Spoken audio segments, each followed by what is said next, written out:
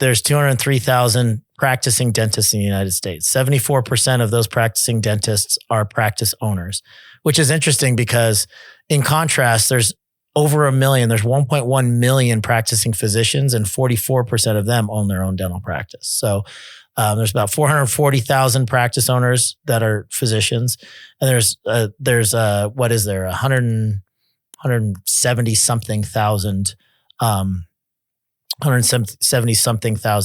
dental practice owners.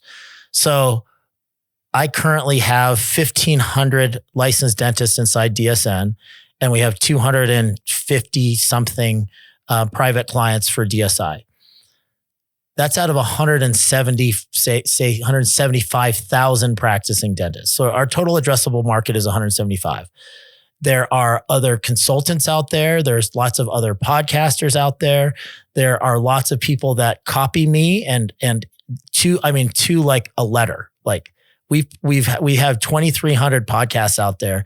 So we've given our formula away thousands of times. And people take that to the letter, to the word, like literally.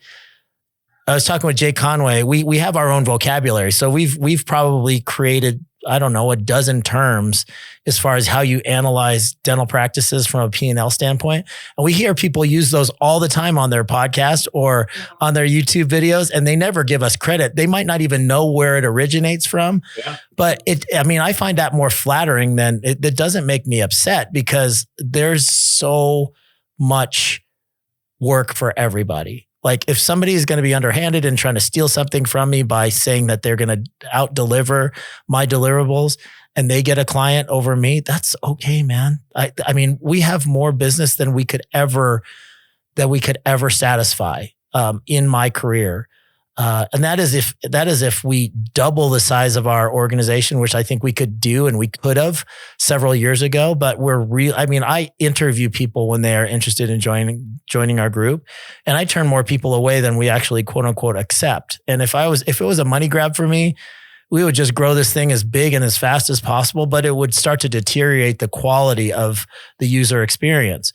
So I'm very, very careful about who I let into the group. I'm very intentional about that, but there's so much opportunity with 174,000 practice owners. We don't have to be underhanded or scarcity minded in order to get a full and bountiful business.